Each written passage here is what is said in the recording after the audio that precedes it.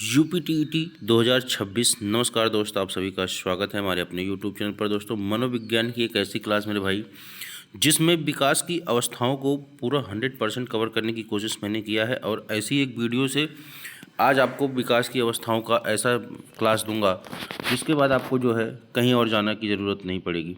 बहुत ही important class है, बहुत ही मज़ेदार क्लास होने वाली है। जितने भी भाई बहन पहली बार आए हैं वो चैनल को ज़रूर सब्सक्राइब करें, और आप अपना जो है पेन और पेपर लेके ज़रूर बैठें, क्योंकि जो जो चीज़ें बताऊंगा बहुत ही फैक्ट, बहुत ही इंपॉर्टेंट बताऊंगा, और उसे नोट डाउन करते रहिए। और ऐसी चीज़ें बता दूंगा कि जो विकास की अवस्थाओं में जो वर्ष होते हैं, ठीक है, जो वर्ष होते हैं बच्चों के विकास के, उन चीज़ों में कन्फ्यूजन आज दूर हो जाएगा। तो वीडियो पसंद आए एक लाइक, चैनल को सब्सक्राइब जरूर करिएगा, शेयर करिएगा वीडियो को। तो चलिए मैं वीडियो को स्टार्ट करता हूँ आपका समय न जाया करते हुए। देखिए, एक विकास की अवस्थाएं, ठीक है।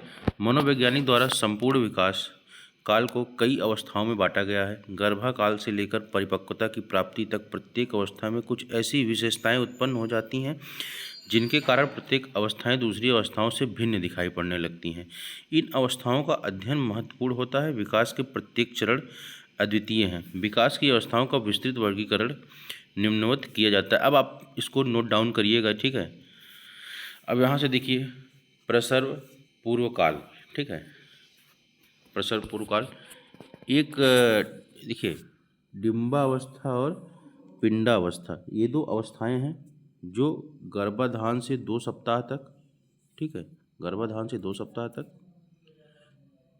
पिंडावस्था जो है वो 2 सप्ताह से 8 सप्ताह तक, ये नोट डाउन कर लीजिए।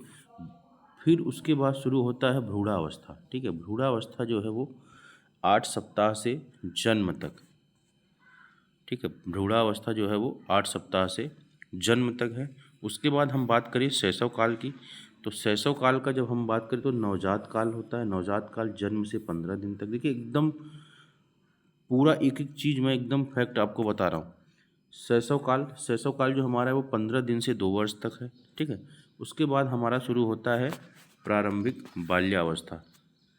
बहुत सटीक और बहुत तेज़ी से इस चीज़ को देखेंगे। प्रारंभिक बाल्यावस्था 2 वर्ष से 6 वर्ष तक होता है। मध्य बाल्यावस्था हमारा क्या है, 7 वर्ष से 11 वर्ष तक, जिसको हम विद्यालयी वर्ष बोलते हैं, ठीक है। मध्य बाल्यावस्था को ही, देखिए इस चीज़ में बहुत ज़्यादा कन्फ्यूजन होता है मध्य बाल्यावस्था में। तो ये 7 वर्ष से 11 वर्ष तक होता है। इसके बाद हम आते हैं किशोरावस्था। अब किशोरावस्था में देखिए 2 चीज़ें होती हैं, ठीक है, तारुण्य और किशोरावस्था। जो 11 वर्ष से 14 वर्ष की आयु होती है उसे तारुण्य कहते हैं, और 14 वर्ष से 18 वर्ष जो होता है उसे किशोरावस्था कहा जाता है। इसके बाद अगर हम बात करें तो प्रौढ़ावस्था, जो प्रारंभिक प्रौढ़ावस्था है वो 18 वर्ष तथा उससे अधिक, 18 वर्ष तथा उससे अधिक प्रारंभिक प्रौढ़ावस्था हो गया। मध्य प्रौढ़ावस्था देखिए, चौथे दशक के आरंभिक वर्षों से छठे दशक के आरंभिक वर्षों तक, ये मध्य प्रौढ़ावस्था है।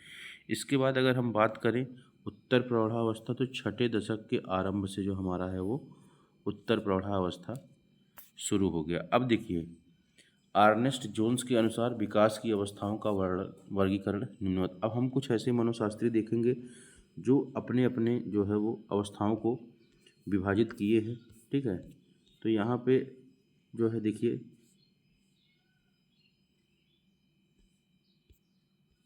पहले इसको नोट डाउन कर लीजिएगा। अर्नेस्ट जोन्स के अनुसार, ठीक है, अर्नेस्ट जोन्स के अनुसार विकास की अवस्थाओं का वर्गीकरण निम्नवत है, जो इस तरीके से है। देखिए, शैशवावस्था इनका जन्म से 5-6 वर्ष की आयु माने हैं इन्होंने। बाल्यकाल जो है 6 वर्ष से 12 वर्ष की आयु तक।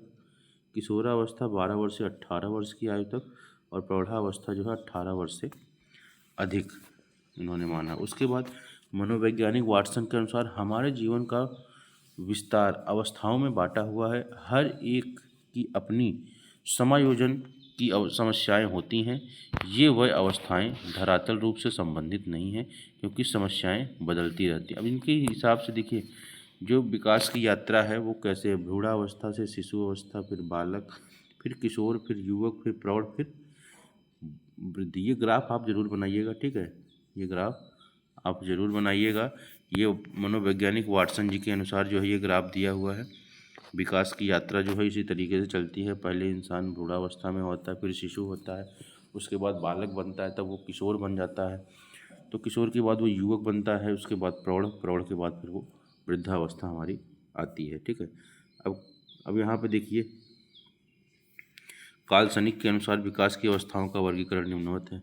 ठीक है, इसको नोट डाउन भी करिएगा। ठीक है, क्योंकि एग्ज़ाम में ऐसे ही डायरेक्ट दे के भी पूछता है कोटेशन कि इस मनोवैज्ञानिक के अनुसार जो है अवस्थाओं का वर्गीकरण क्या है।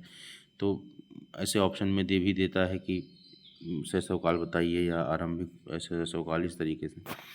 तो गर्भाधान से जन्म तक, गर्भाधान से जन्म तक जन्म पूर्व काल। ठीक है। फिर शैशव काल जो हमारा है वो जन्म से 3-4 सप्ताह तक, शैशव काल जो हमारा है वो कहाँ तक है, जन्म से 3-4 सप्ताह तक है। आरंभिक शैशव काल जो है हमारा वो 1 माह से 15 माह तक, 1 माह से 15 माह तक जो है हमारा आरंभिक शैशव काल है। उसके बाद अगर हम बात करें उत्तर शैशव काल, उत्तर शैशव काल जो है 15 माह से 30 माह तक। फिर पूर्व बाल्यावस्था हमारा, पूर्व बाल्यावस्था हमारा 2.5 वर्ष से 5 वर्ष तक। ठीक है, पूर्व बाल्यावस्था। उसके बाद मध्य बाल्यावस्था 5 वर्ष से 9 वर्ष तक। फिर उत्तर बाल्यावस्था 9 वर्ष से 12 वर्ष तक।